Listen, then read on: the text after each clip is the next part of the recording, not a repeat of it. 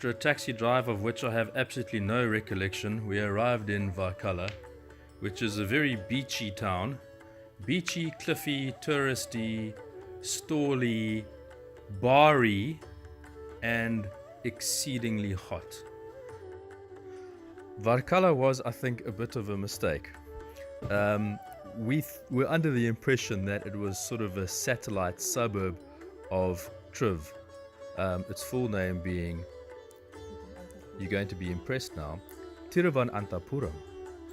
Yes, Thiruvananthapuram. Anyway, it turns out Varkala is like bloody miles away from Thiruvananthapuram, which was where we really wanted to be.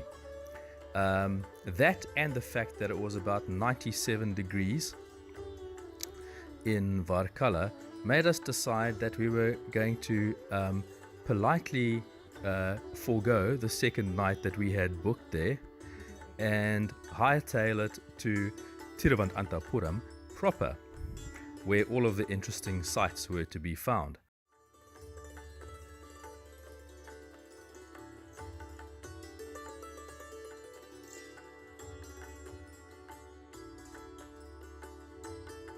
The Airbnb we found in Triv, for short, was lovely, and so was Thiruvananthapuram.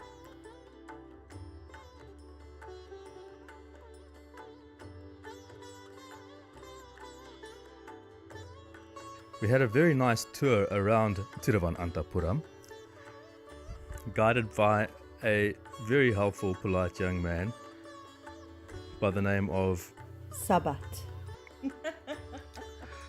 Who showed us all of the sites, which are in this town chiefly religious.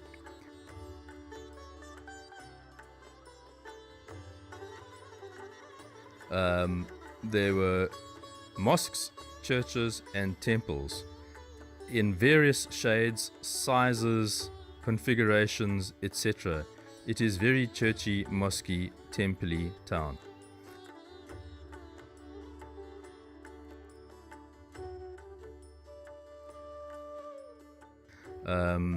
The only non-religious thing, although it's probably the closest that I come to religion, was visiting a bike shop in the form of the local Royal Enfield showroom.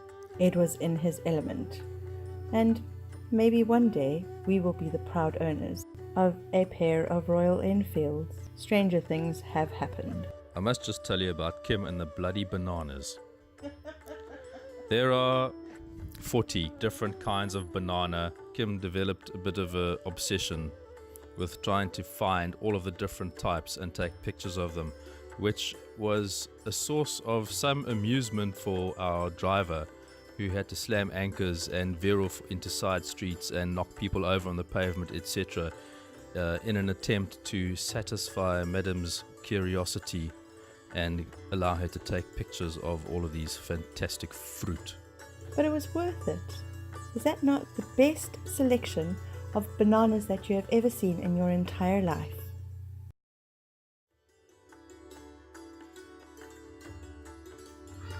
After a hearty breakfast of delicious dosa, we said our farewells to Thiruvananthapuram and made our way to Mumbai for the second time on this trip. We had our tame taxi driver, Latif, collect us from the airport and take us to our digs.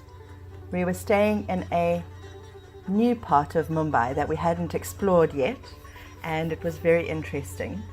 The house that we stayed in was extravagantly beautiful, and it looked like nothing from the outside, but inside it had all this artwork and beautiful little bits and pieces.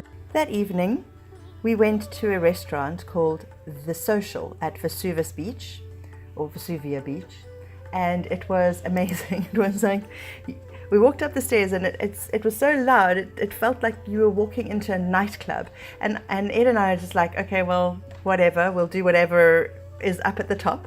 And it was a restaurant, it was a dinkum restaurant with this loud pumping music, and it was such a lovely vibe, and we really enjoyed it. They had the best burgers, really beautiful burgers, and we had a fabulous time. The next day we carried on exploring the streets of Mumbai.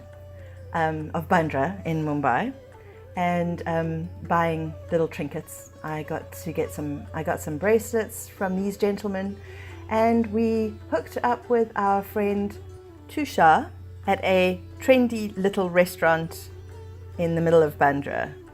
After a little more shopping, we needed to rest, and we found this restaurant that was dedicated to chocolate. So I had a strawberry hot chocolate whilst sitting on a swing. Since this was the last leg of our journey, it was time to buy all of our gifts and trinkets and presents for everybody. And we wandered around Bandra looking for some Indian gifts.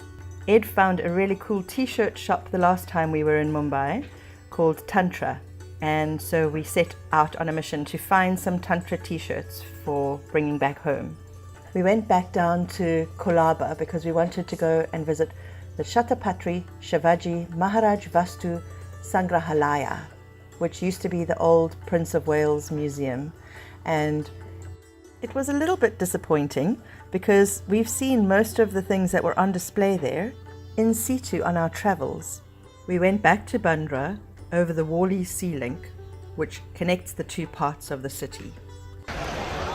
Well, this is Tuesday the somethingth of March. I think it's the 13th. And this is the end of the line video. And once again, we're ending our trip on a beach. This time we're on Juhu Beach, also in Mumbai. It's probably about, 20 k's north of the one that we ended on last time, Chhatrapati Beach. Although I have recently come to the information that Chhatrapati just means at the beach. So in fact, Chhatrapati Beach is actually like a beach, which is a bit redundant. But they also have like a whole stack of food stalls and things here, just like at the other one. In fact, this one is even bigger and a little bit better organized.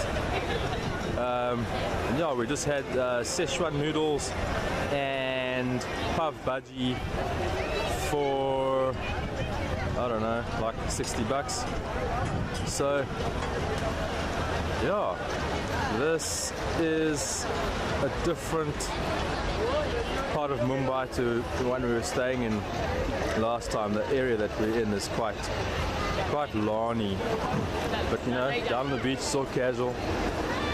So that's the end of our trip. It's been a real jolt. It's been a lot easier than the first one. It's amazing how much easier things get when you throw money at the problem. We haven't had any hiccups whatsoever. Everything's been easy, everyone's been great. We've been spoilt to death. We've eaten, I don't even know. I don't actually want to go home and try and get my jeans on. And we're happy. And at the same time glad to be coming home. Loma's busy having something done to her over here. Some kind of henna stamp move. Put your hand in the light. Yeah, very nice. You like it? I do. We have children. Anywho, that's our last night in India. On the beach again. Juhu, Mumbai. Good night.